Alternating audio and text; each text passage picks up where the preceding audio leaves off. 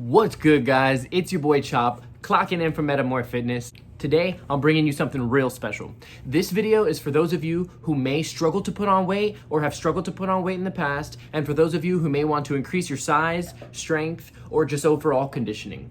So, without further ado, Metamorph Fitness brings you the Master of Mass. Let's get it.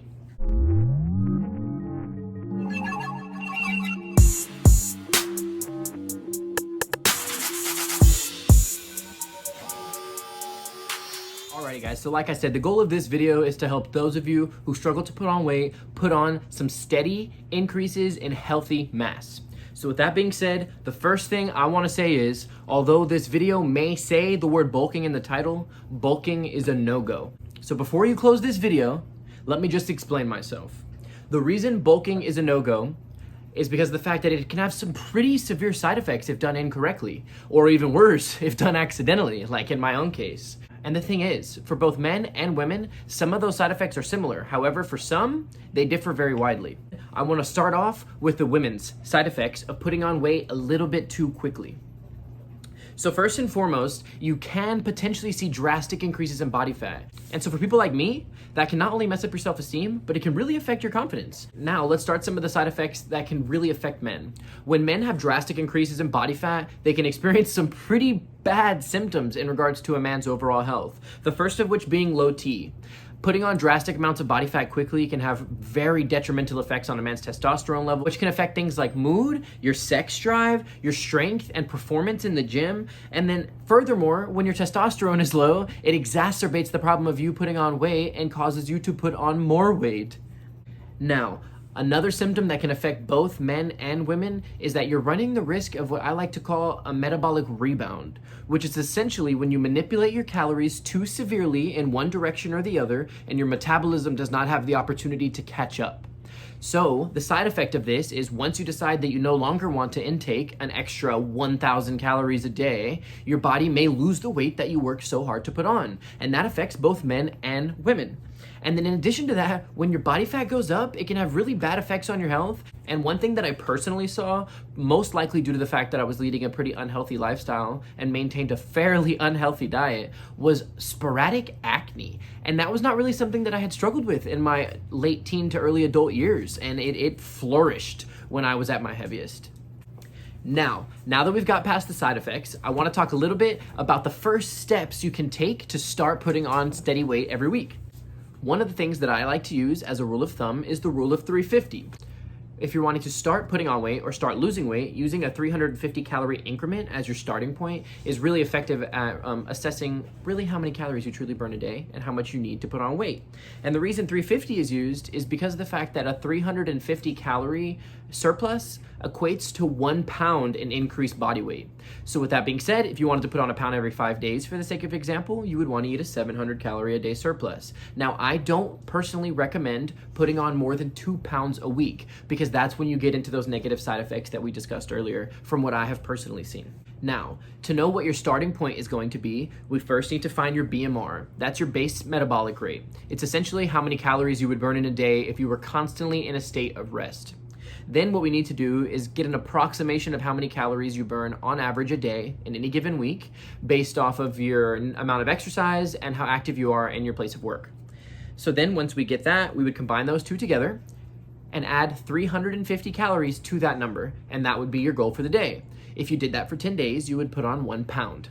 Now, if you combine that caloric surplus with attempting to use heavy training in the gym, it will help you not only put on weight, but use those extra calories as fuel to add more lean muscle mass. So this will help you not only put on the weight on the scale, but it'll help your body look more proportional. And for me, what I see when I add lean mass to my body, as do most others, is your confidence goes up with it. And the best part is, muscle burns more calories than fat. And so your ability to lean out once you've put on that new muscle becomes easier later on down the line should you choose to do that. I recommend upping your protein intake to about 1 gram per pound of body weight. That way your diet is really catering towards adding on that lean muscle mass that we discussed earlier. Now, I really want to get onto some tips that I feel like are going to be really important to make sure that you do put on weight steadily, some ways to make it easier for you, and some ways to make sure that you don't put on too much. Something that's going to be really important to you over the course of your fitness journey is the concept of caloric density. And so what this means is certain foods at the same weight have more calories when compared to others. So for the sake of example, if I had a pound of Sour Patch or I took a pound of chicken breasts, the Sour Patch is obviously going to have drastically more calories than the chicken. So if you focus on eating foods that are more calorically dense, it will help you hit your calorie goal for the day. Now, with that being said, do not go eat a Sour Patch diet, please. That will not be good for your health. Now, the opposite side of that, for those of you who are currently trying to lose weight rather than put some on, is that if you eat foods that are less calorically dense, you can eat more of them and still maintain your calorie deficit. Now, what I would recommend personally is splitting up your meals into just a few large meals per day. Although the majority of mainstream fitness media is going to tell you that the best thing to do is to carry around multiple meals with you so you can eat constantly throughout the day, this turns fitness and putting on weight into pretty much a chore, and it'll really make you struggle to keep up with the process and hit your goals.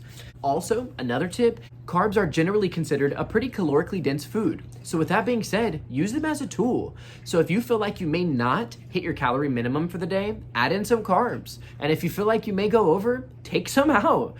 They really can be used to not only manipulate your caloric intake, but also fuel your workout if taken in at the right time of the day. Now, on the topic of caloric density, one thing that I personally like to use is manipulating the protein source that I consume. So for the sake of example, chicken, generally speaking, is going to be the lowest in caloric density along with fish. However, if you supplement beef and pork and things of that nature into your diet, it can add a few extra calories as your protein source during that meal that you would not have got if you ate chicken. Now, I just mentioned fueling your workout and fueling your day. That's really important. So with that being said, that moves us to my next tip and probably one of the most important. When you're adding these new calories into your everyday diet, it is very important that you use them as fuel and not allow them to turn themselves into body fat by staying sedentary. So with that being said, get in the gym, lift heavy, do a lot of sets and do a lot of reps. Don't hurt yourself, but do what you can. And I guarantee you, if you do these things correctly, those new calories and that heavy weight that you're pushing will really equate to not only that mass and size that you're looking to put on, but also some awesome strength gains in the gym. Alrighty guys, and my last two tips actually kind of go hand in hand. And so the first is more just a piece of useful information. Really, what I feel like you guys want to keep in mind is that muscle in general is heavier than fat. So with that being said, if you're using your calories correctly and are steadily putting on weight, the muscle you are putting on is going to be smaller in size than if you put on fat. So with that being said, to you, your appearance may not change that much week to week. So it is very important that you weigh yourself bi-weekly, if not weekly. What you can do with your weekly weight is watch the trend. So for yourself and your own psychological well-being, you can rest assured that you are indeed putting on weight and the scale is keeping track of that for you.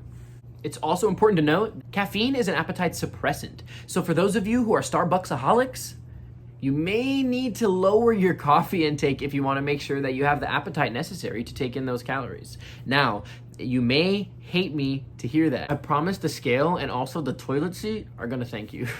Ha! Diarrhea joke. So that about wraps up this video, guys, but I do want to leave you with one final thing. Over the course of the next few months, as you start trying to steadily increase your weight, keep in mind that in terms of fitness, that old story about the tortoise and the hare really does ring true. Slow and steady really does win the race. But not only that, slow and steady in fitness also often equals long and healthy. So keep that in mind, guys. And as always, stay real and stay true. Chop out.